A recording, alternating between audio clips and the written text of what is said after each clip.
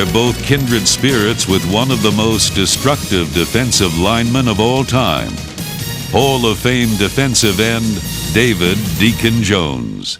I've seen a lot of guys come up that had 10 times more talent than I did, but they just wasn't committed enough. They did not want it bad enough. You see, I had no place else to go. I made my announcement in training camp my rookie year. I'm here to stay. I'm not leaving, and nobody's sending me out. Being a 14th round draft choice and a salary of $7,500, the club ain't got very much invested in me. So the only chance that I have is to open my mouth. So I threatened people. I told them I was going to tear their heads off, and I went out there and I did that. It was a dream come true. Football was going to be it, nothing else. I mean, there was nothing else on my agenda. So I made up my mind that I was not taking any prisoners, and the wounded would be shot. Deacon's present-day charm belies the origins of his gridiron greatness. I love it because I come from the ghetto. I had a lot of hostilities in my heart and soul because of the circumstances that I was raised on. I had hostilities stacked up like dirty clothes in the corner. Football allowed me the pleasure of releasing those hostilities because I got a chance to get down in there in the pit and I got a chance to hit something. Competition was what made me go, and the hate of quarterbacks. Jones invented the term quarterback sack. Sacking the cornerback is just like you devastate a city, or you cream a multitude of people. Like you put all the offensive players in one bag, and I just take a baseball bat and beat on the bag. The sentiment sounds different in 90s vernacular. Big dog's gotta eat.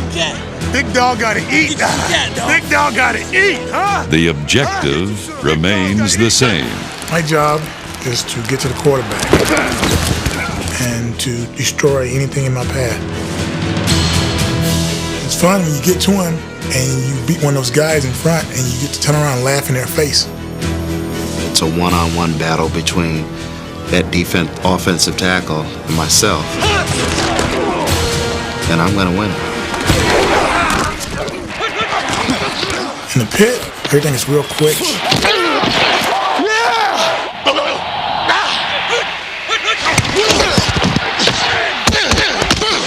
got guys going down, you got guys going up, you hear a lot of noise.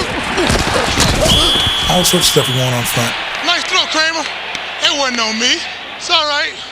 I'll be right back. I don't talk very much at all. If a player incidentally puts his hand in my face mask or does something that's not to my liking, I'll say something to him, and that'll be the end of it. After the first warning, there's definitely going to be some bodies thrown around and tossed around and maybe a head slap here and there. Deacon Jones invented the head slap, and in his day, it was legal. It was the greatest move, I think, in the history of football. I think if they'd have analyzed it a little bit better, they would have let it stay in. The head slap was to give myself an initial head start on the pass rush, because anytime you go upside a man's head, then they have a tendency to blink their eyes, and that was all I needed. I mean, there's just so many rules in the game now that it's taken all the violence out of it, in my estimation. I don't think half these guys could play back when the rules was really football rules. This movie is rated R. Adult language and violence. Lots of it. Guys don't have to play 60 minutes, you know, and I don't think the chumps can play 60 minutes. I think they're gutless. Hey, baby, are y'all convinced now? I am not losing this game. No way, man. No way. I worked too hard. Let's go, man. Hey, it's on us, man. Few modern defensive linemen meet the Deacon's high standards. Craig is back to pass, pressured by Randall, tipped up, picked off, intercepted. Perennial Pro Bowlers Bruce Smith and John Randall are two who do. You know, I think John Randall with the Minnesota Vikings is the most underrated player to ever play the game of football.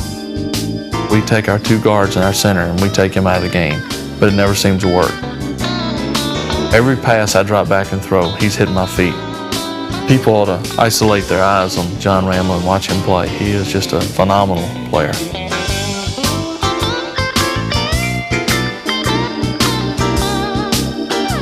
Bruce is a terrific athlete at that position. He's just so quick, and he has great vision. And then he has the ability to get off the ball and just beat a guy one-on-one on a pass rush. And he's the kind of defensive player that can change a game. Denver looks, he's sacked. The Bills are going to win it. Time for the big dogs to eat, damn it. Hey, time for the big dog to go. He's a guy that's just 100 miles an hour every single play. And the thing about it that I think is great is he's just out there like he's just a little kid having the time of his life.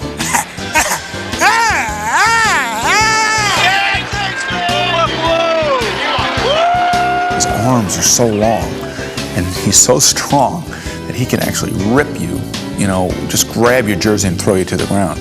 I haven't found another job yet that'll pay me $1 million that I can go out and kick the shit out of somebody and not have to go to jail. Bruce Smith, John Randall, NFL Throwbacks.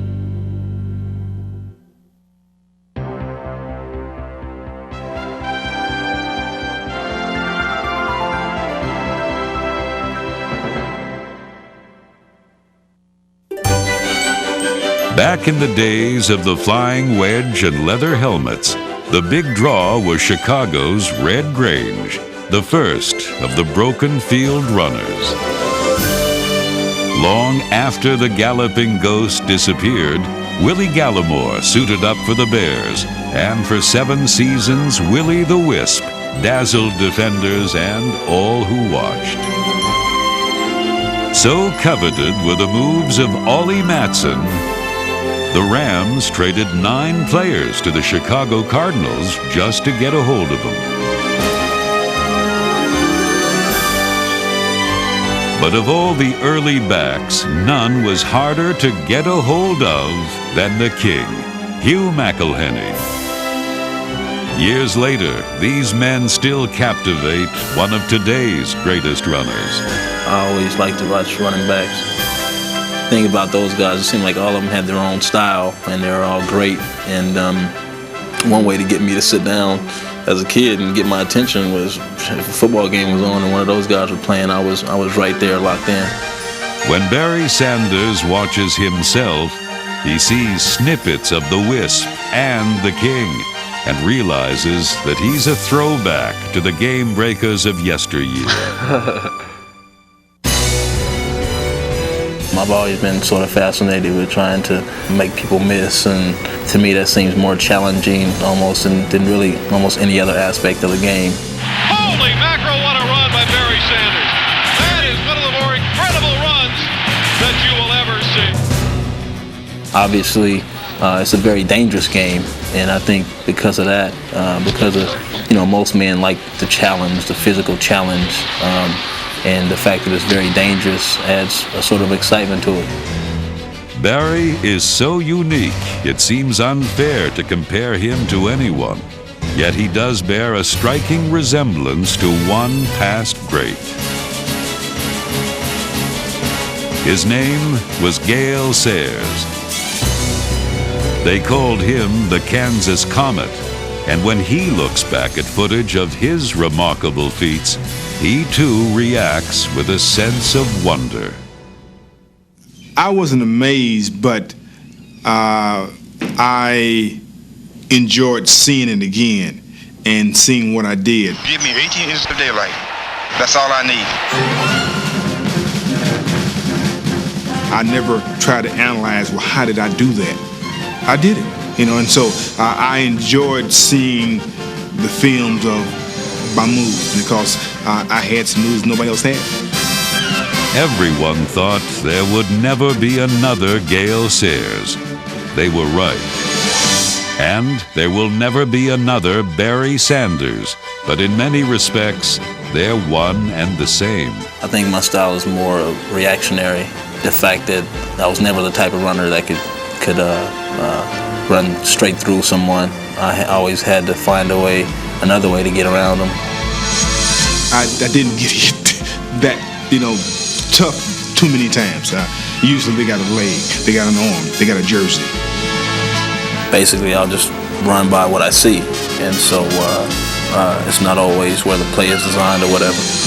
I can't see directly in back of me, but I can see on the side of me, and I can feel people. When somebody's coming up behind you, well, I better do this or I better do that. So it's more than vision, it's a feel. Survival pretty much sums up the tools. I mean, I've seen spins or jumps or jukes and stuff like that, but basically it's all just survival. Both grew up in Wichita. Both played at Big 8 schools and later for NFC Central teams. Sayers never played for a champion. Barry has yet to.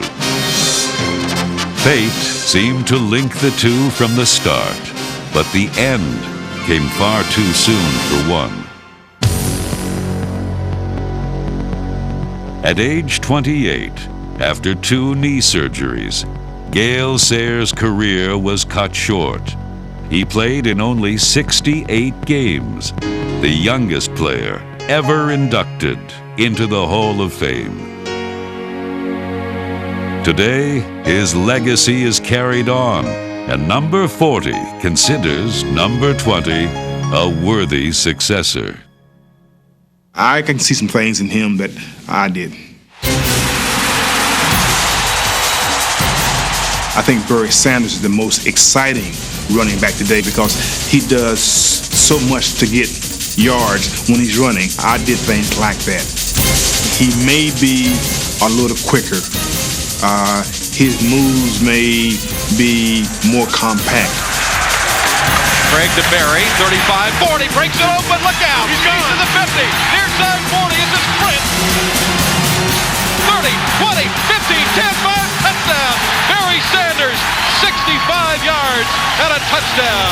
Anybody can run, 90 yards or run 40 yards, where a Barry Sanders, he's making a couple moves in the backfield just to get to the line of scrimmage. And that was the enjoyment of football for me. Brilliant! What a sight! It's the greatest running back in the nation. The way they run seems similar, but if you look deeper, you discover the most meaningful bond. Why they run. As a rookie, Sayers scored a record 6 touchdowns in 1 game. He couldn't have cared less. Winning was important. Setting records was not. The thing was to win a ball game. And once you got ahead by 2 touchdowns, 3 touchdowns, you take out the first string and put in the reserves. I didn't play hardly any of the fourth quarter, so the way we was going, I could have scored 8 touchdowns, no doubt in my mind. In the 60s, everyone put team goals ahead of personal milestones. But with the attention given today's stars, it's tougher to do. Not for Barry, a throwback in the richest sense. I like to be remembered as someone who came out and despite the attention and comparisons and critics or whatever else, I just came out and I took care of business on the field. 2nd and 5 at the 46. Mitchell with a pitch to Barry, sweeping to the right side. Touchdown, McDonald! What a cut! Inside the 40, down to the 35. Breaks loose again into the middle, down to the 20, down to the 15, down to the 10. Drakeford can catch him. No! Into the end zone. Touchdown, Lions! In the end, there's another comet in the NFL. It burns as bright as the first. You can see him every Sunday, sidestepping defenders, making magic and history once more.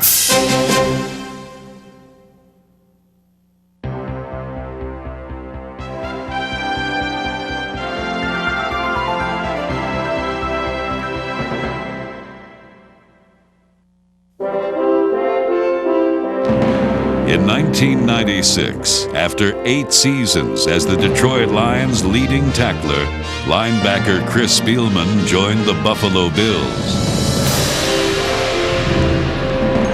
Not surprisingly, Spielman led his new team in tackles and helped the Bills earn a spot in the NFL playoffs.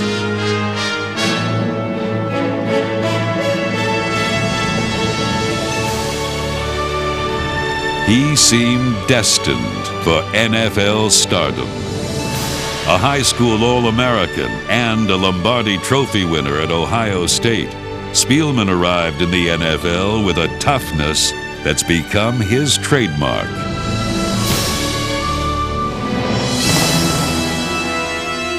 Being tough means to me that if I ever lay down on a football field, please, one of your crew carry a pistol at our games and come out and just put me away. That's being tough.